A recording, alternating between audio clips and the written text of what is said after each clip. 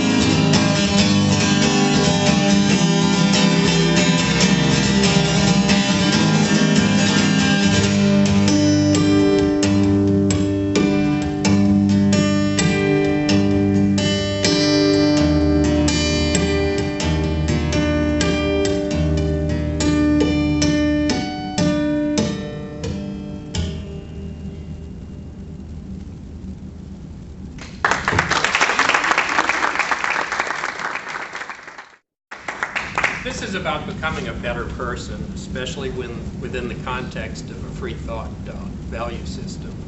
It's otherwise known as the gospel according to Fred. In his 7 Habits of Highly Effective People, Stephen Covey coined the idea of an abundance mentality or an abundance mindset, a concept in which a person believes there are enough resources and successes to share with others. He contrasts this with a scarcity mindset, which is founded on the idea that if someone else wins or is successful, that means I lose. Individuals with an abundance mindset typically are more emotionally secure people who are able to celebrate the successes of others without feeling threatened by those successes. Okay, I can safely assume most of us want to be categorized among those emotionally secure people who have an abundance mindset. But before we rush to self-congratulation, let's consider how this plays out every day in Houston rush hour traffic. Those drivers who have the abundance mindset patiently wait in the exit lane, knowing we'll all get home sooner if we all cooperate and wait our turn. Those with the scarcity mindset cut in the front of the line. Fortunately for them, most people with an abundance mindset don't carry an assault rifle in the gun rack behind the front seat of their Prius. The truth is, the abundance scarcity mindset thing really isn't an either-or situation. We're all on a continuum somewhere between those two extremes. And where we fall on that continuum can vary at any given moment with our state of mind, and this can be changed by situations that are imposed on us by other people. When the guy in the Hummer cuts in front of my car in the exit lane, I can go from an abundance mindset to a scarcity mindset in less than 1 nanosecond. Not only do I find myself suddenly in a win-lose situation, but I would take great pleasure in winning by committing first-degree murder. Can you identify with that feeling? It may seem I'm trivializing this concept by using a silly Houston traffic example, but I believe we reveal our true selves in high-stress situations, and not when we're in full control of our rational intellect. I may be intellectually committed to an abundance mindset, but it's how I react when faced with the worst traffic situation, how I behave when my wife and I are in the middle of an argument, how I respond when somebody asks for my help, that tells me who and what I really am.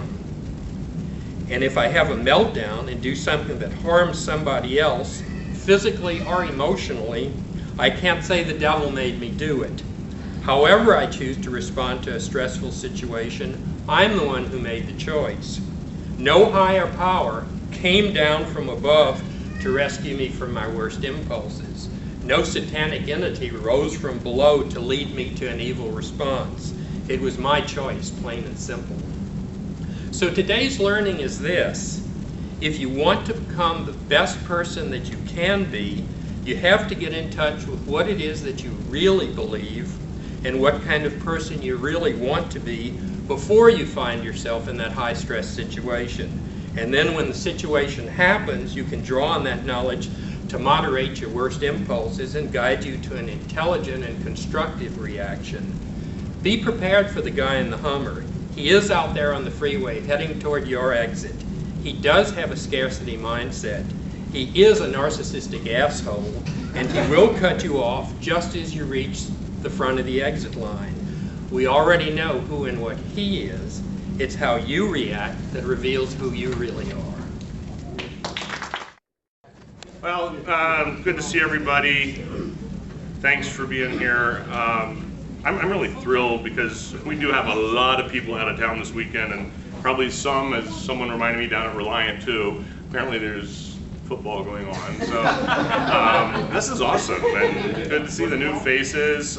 Fred wanted me to mention that his wife is going to join us for lunch today, and you should ask her, if you want a good laugh, ask her how Fred Thompson handles rush hour traffic in Houston.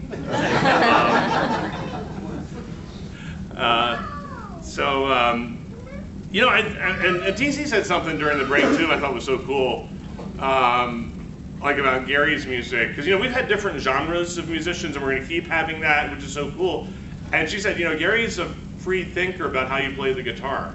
And I mean, it makes so sense. Yeah, it's like, how do you approach life in a new way? Even as something I play, that was awesome. So, well, I didn't have a Houston rush hour encounter this week, although, well, I won't get into that, but anyway, but now that I think of it, but I was at coffee Friday morning at Starbucks in my neighborhood, and one of the guys who works there was on his break, and he had like heard me on the radio Thursday night, and I was on there with Donald and Natalie, and I'll tell you more about that in a bit. And so he said, how'd the radio thing go? I thought it went well, and he liked it. And then there was a guy sitting there I hadn't met before, and usually you kind of know the gang at your Starbucks. So there was a newcomer, an interloper, and so he asked me, well, what was the radio show about? And I explained a little bit of my journey and what Houston Oasis is about, and he just shook his head. How do you explain how everything got here? And and he went on, and turns out he was a kind of hardcore rapture believing millennialist end times Christian. So we got into talk, and I thought, okay, I'm just gonna be non-reactive. I'm gonna try the Socratic method. Okay, there's something about the Socratic method. It annoys people. Okay, it's logical, but it really ticks them off. So don't do that. So suffice it to say, I didn't end up building any bridges for free thought or humanism, and I ended up being the first guy to lose his cool. I really hung with him for a while, but it just started getting really wacky. And we got into discussions about the devil and hell, and but in the midst of this conversation, it comes out that, well, okay, I'm just gonna be honest with you, okay? And if I get too honest, we won't put this on the internet. So the conversation kind of went like this when I'm doing this, the Socrates thing and asking probing questions, and he mentioned something about how he's 60 years old and he just now had to start blood pressure medicine. He feels like God has protected him all these years, and he's very blessed by God that he, didn't have to take blood pressure medication until 60. I'm already on blood pressure medicine, and this isn't helping my blood pressure. And so I said, well, this is a thing I don't get about religious people, because I just find that narcissistic to believe that when you see all this suffering and hunger and famine and war and disease going on all over the world every day, God has, modulated your blood pressure for 60 years, but he can't get clean drinking water to the woman in Sudan or something with the starving kids or something like that. And well, he took umbrage at the word narcissistic, and although I didn't call him narcissistic directly, and he ended up explaining how, well, he had it rough in life too, and he was in the financial industry and lost his job when the collapse happened and lost everything, and he's driving a '94 Honda now that someone had given him, and he's like barely straight. So anyway, he had this tragic story, so it made me feel really bad about hurting his feelings. And so I apologize, and I said, oh, because this is like the only thing he has to hang on to apparently. As nutty and as wacky as the whole end times thing is, this is maybe the thing that got him by. And I'm doing mind games with. So anyway, so on Friday I was a good free thinker, but I was a lousy humanist. There's an old saying: people don't care how much you know; they want to know how much you care. And that's always true. I didn't build any bridges, I just alienated him, and I was reminded that the first bullet point of our list of core values posted on our website and elsewhere is that at Houston Oasis we believe that people are more important than beliefs, any beliefs, that actual, tangible, concrete human beings are more important than any abstraction, any ideology, philosophy, politics, theology, whatever. Even my free thought. So I want to talk a little bit about, since I was a bad humanist, I thought I should do a humanist refresher course for myself. And you can help me with this today, and we'll do a little discussion. And feel free, we have a lighter crowd, so if you want to jump in and discuss, feel free to. Defining humanism is a bit tricky. Ever since I became one, I've been trying to find out what one is. Because we're not based on creeds or doctrines or dogmas, and if you go to the internet and look up humanism, a whole bunch of different answers come up. And honestly, our list of core values at Houston Oasis, I think, are just about as good as anything that I've come across in terms of summarizing. People are more important than beliefs, human hands solve human problems, meaning comes from making a difference. We try to understand reality through reason, not revelation. I think Gary summed it up in his community moment last week when he said the only thing we're intolerant of is intolerance.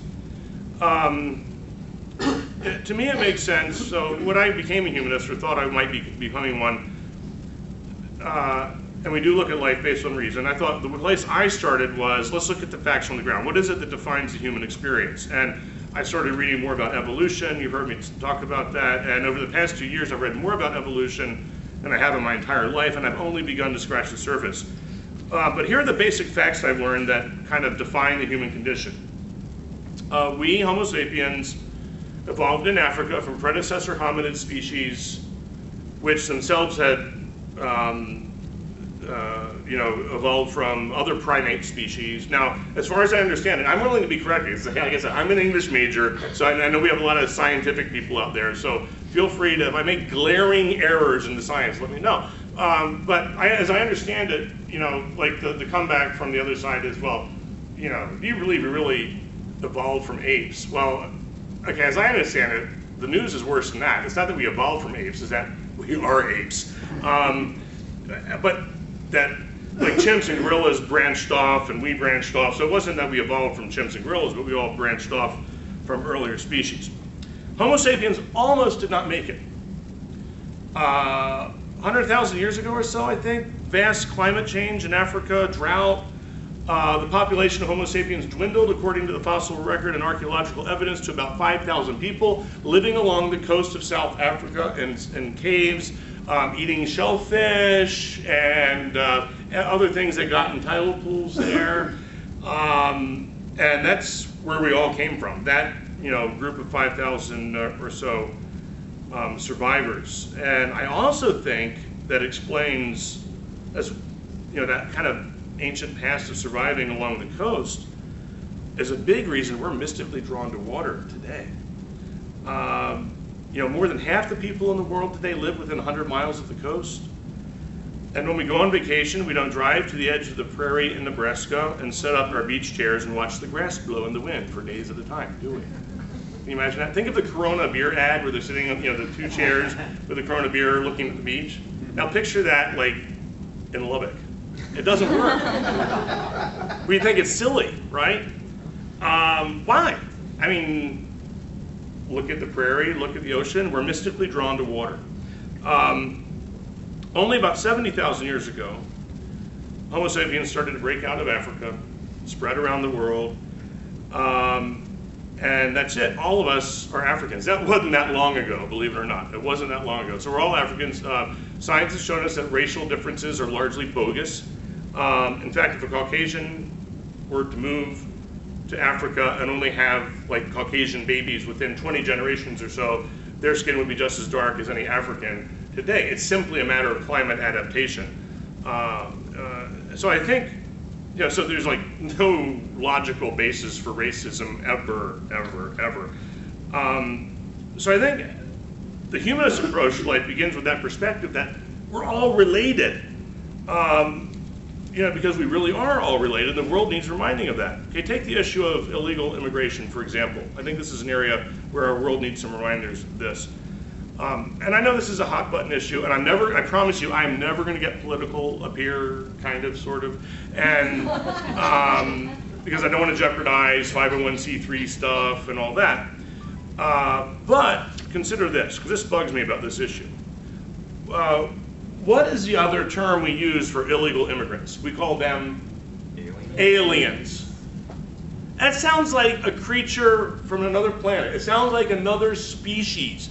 It's a word that we use to dehumanize. So I think to be a humanist means, first of all, not to dehumanize others under any circumstances whatsoever. And that is a dehumanizing word. At various street corners, we all see day laborers waiting to get picked up. There's several spots around town, all over Houston, where they gather. And Fred spoke movingly about that, I think, a few weeks ago, about hiring, hypothetically hiring someone to come and work on his deck.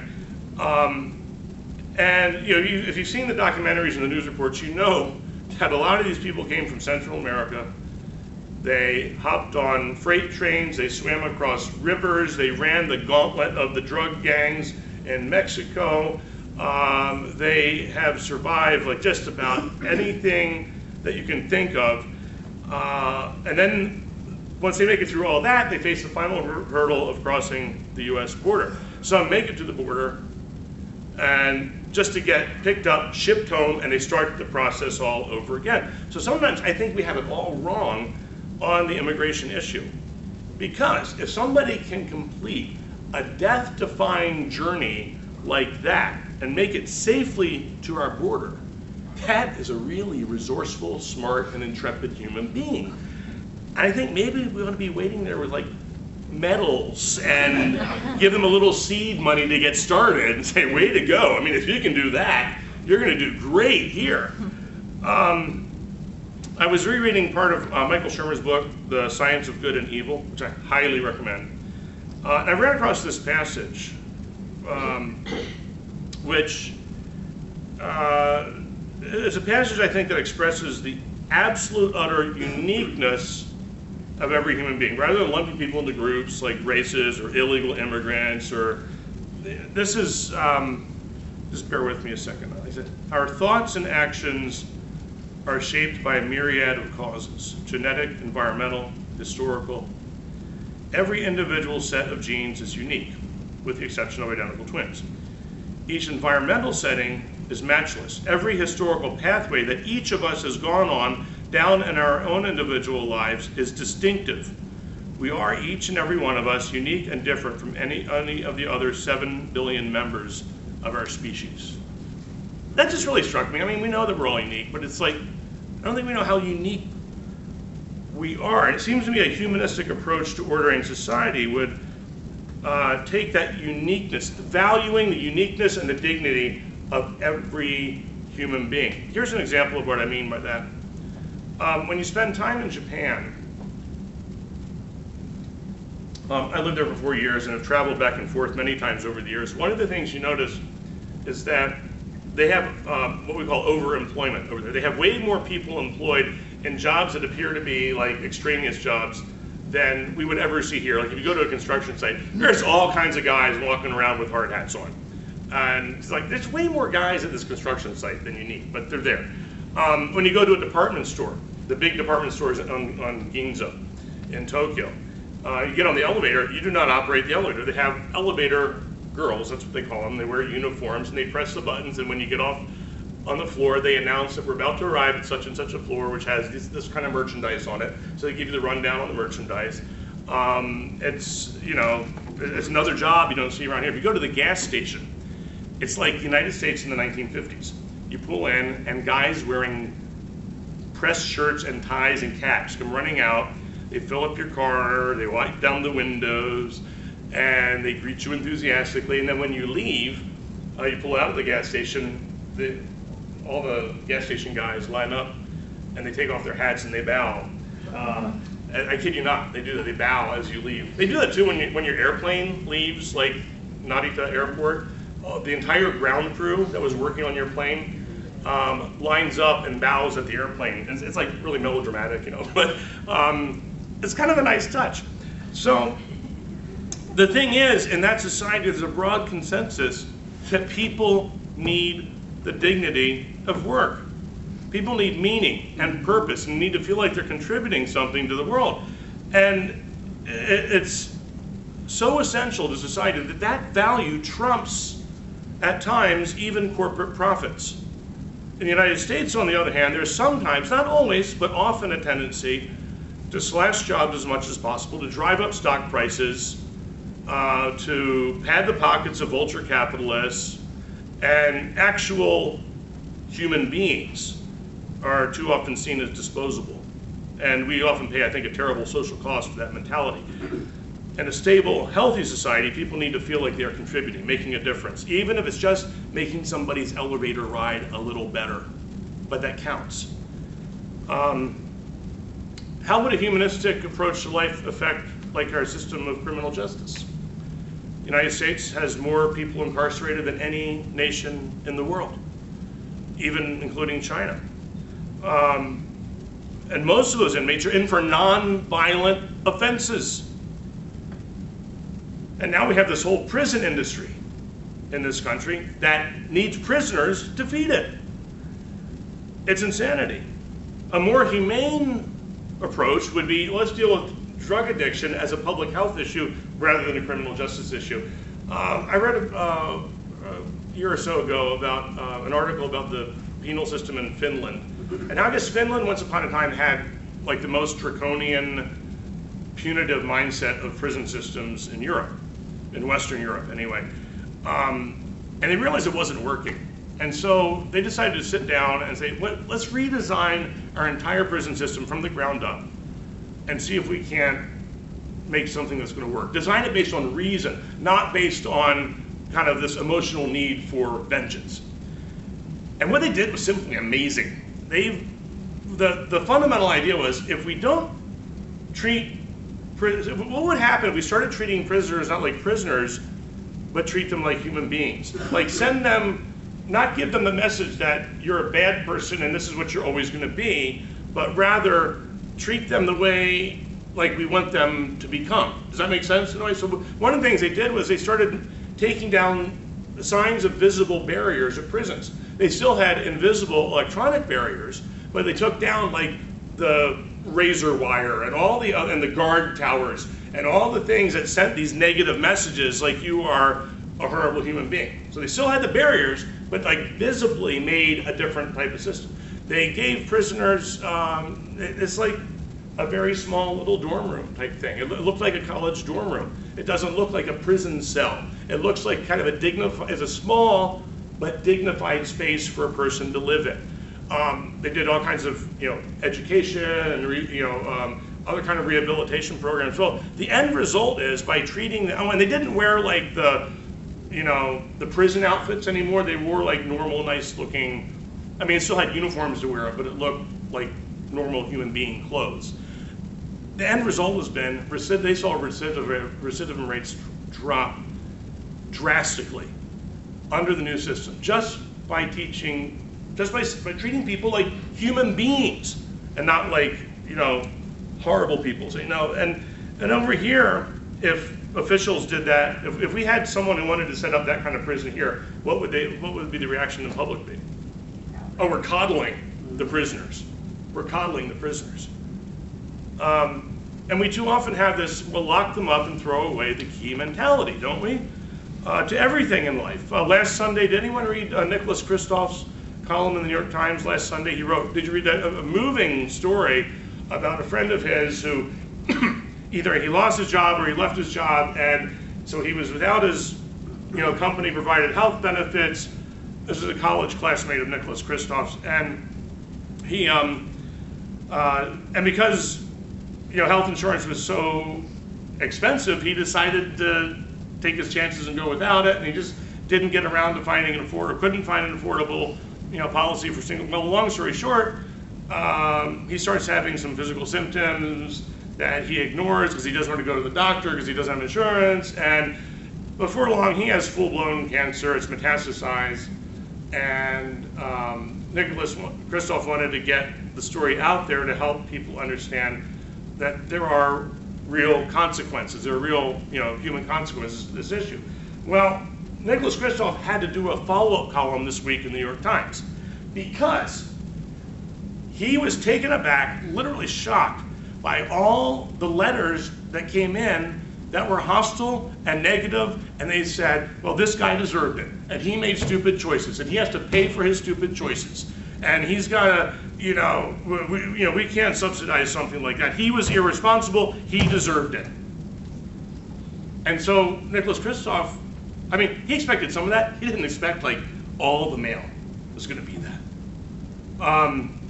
It's ironic to me that the United States is the most religious industrialized nation on the planet, and we are frequently one of the least compassionate. And we often have this punitive mindset that it'd be interesting to trace the roots of it, but I think it's not. I think those two facts are not disconnected. And I think it goes back to the Puritans putting people in stocks. It goes back to Nathaniel Hawthorne and the Scarlet Letter. It is this, make the sinner pay. And that, to me, is the opposite of humanism. And did Nicholas Kristof's friend make mistakes? Yeah. What humans do when they make mistakes is we help each other out. If you all automobile accidents are caused, virtually all, over 90%, are caused by human error, human stupidity. Checking your cell phone when you shouldn't be or whatever. You get in a wreck, should the EMS person who comes to the scene say, well, you kind of did this to yourself. Sorry. I mean, that's the end result. That is not a world that I want to live in.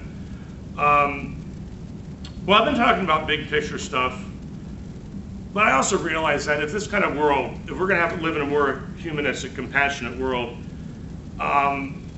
humanism has to start at home. It has to start with me at Starbucks, with the guy I was talking to.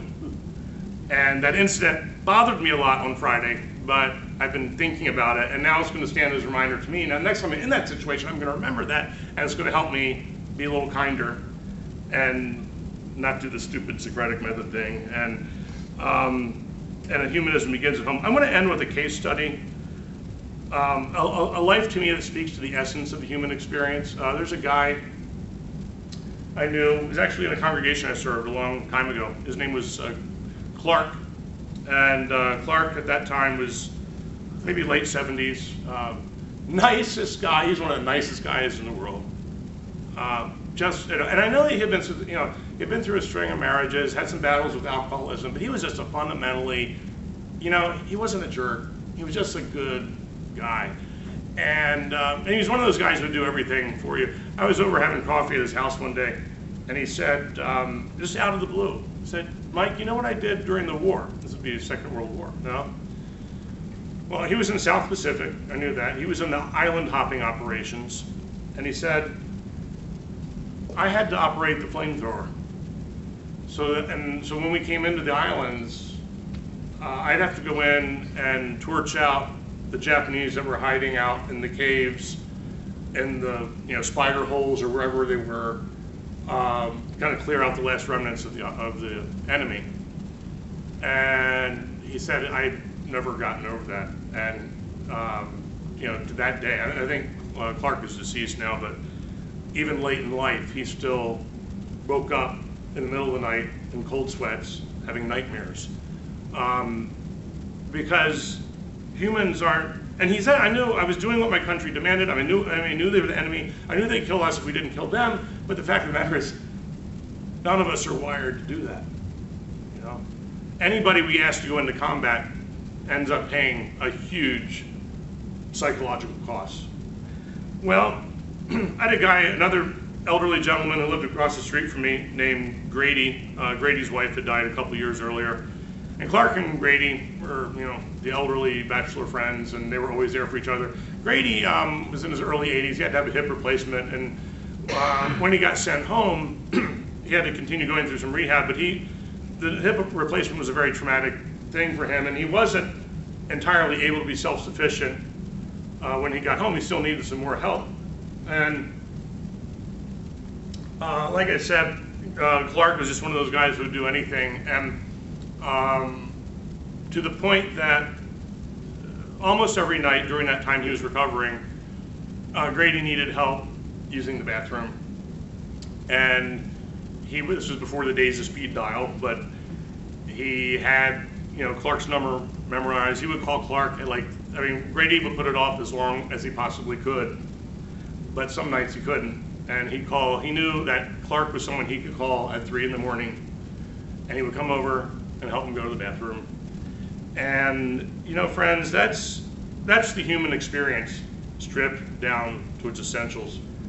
Because in some way, shape, or form, all of us will be in that situation someday. That dependent, needing the help of others. And if at the end of your days you have one really good friend who will come over and help you go to the restroom at 3 in the morning, then you have had a fortunate life. And I think that's where humanism starts, for me. Humanism isn't new. It's been around for a long time. 17th century poet John Donne said what? No man is an island. Kurt Vonnegut said, I'm a humanist, which to him means I've tried to live pretty decently without thought of reward or punishment after I'm dead. Donald shared with us, there's a link to an article that Donald wrote about the African concept Ubuntu, which, and this is an oversimplification, but a person is a person because of other people. A person is defined by their, is that close enough, Donald? That we are defined by our relationships to other human beings. That's our identity, that's who we are. And my hope is that Houston Oasis will be a source of, all that good stuff. That we will be a source of compassion, an ever-expanding community of humanistic values that will touch our world. We were on the radio the night, Natalie shared this vision to the whole Houston community that we want to have Oasis chapters all over the country. That's a big vision. Now we're committed, you know. Now she said it. My hope is that some of us will grow old together. That in this community, there will be people like Grady and Clark, that we can grow old together and depend upon each other and be there for each other. And hope some of us will be able to mentor the next generation of free-thinking humanists. And I just hope that's a compelling vision for you too. I think great possibilities lie ahead, and I thank you for being on this journey with us. I think we have a great future.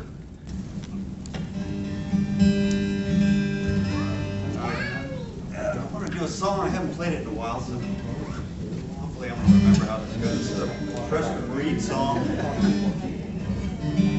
called After a Rain.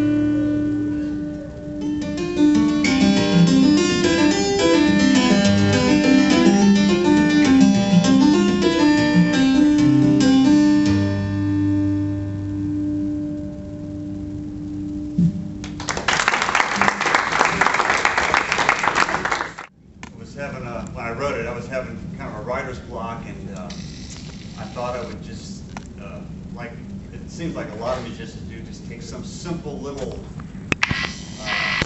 riff or progression and turn it into a really cool song. Anyway, so I as an exercise, I started playing this right here.